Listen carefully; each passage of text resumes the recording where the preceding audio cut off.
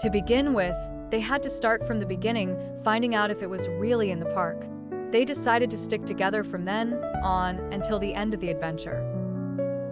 They continued their journey according to the map, and when they were 5 minutes away from arriving, they looked up and caught sight of the house. They recognized it instantly after spotting the lantern on the facade along with the wooden door and the flower pots decorating the balcony.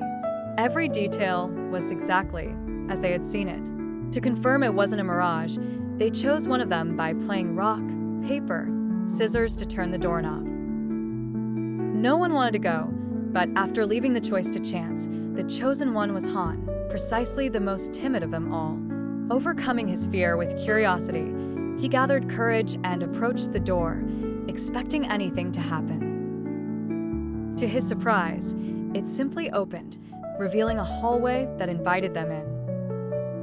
The others, seeing that the door opened without any issue, approached, feeling curious about crossing into the interior.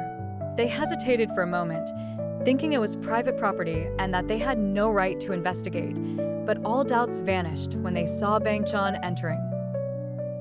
They followed him to see what he was up to. Once inside, after repeating his name several times without success, they managed to stop him in the living room, which seemed to be the heart of the house since it was where the hallway ended that started from the foyer. A few seconds later, when the eldest reacted, he asked how they had arrived, and everyone laughed while responding that he entered first, and they simply followed him. However, he didn't remember any of that. For him, it was as if he had done it automatically. Not wanting to scare them, he preferred to say nothing. After that somewhat strange moment, they began to look around, noticing that to their left there was a sideboard under a window, behind them were 2 armchairs with a sofa in between and a coffee table, and to the right, a table with 8 chairs. The living room was connected to the kitchen in the same open space with a hanging lamp. Since it was daytime, everything was illuminated by the 2 windows that faced the outside. At the back, they could see the hallway with a painting of the sea and the bathroom door, as well as 2 more accesses to the hallway and 2 doors in front. As they explored the house, they came across the bedrooms. The first had a style very similar to the living room, featuring an armchair next to a bed that looked like a double bed with shelves and another painting with a sea theme, in addition to a piece of furniture with an old television.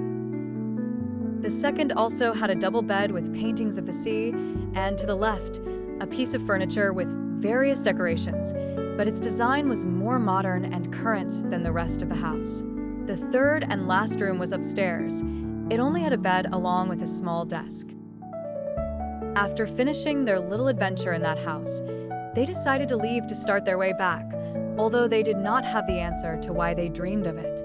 When Lino was about to open the door and was about to touch the doorknob, a spectral voice of a woman echoed throughout the house. The voice said they would not leave unless they broke the curse. Before the boys could ask anything, the voice vanished just as it had appeared. Suddenly, the boys began to get nervous, discussing how they would find a way to break it if they didn't even know what the curse was.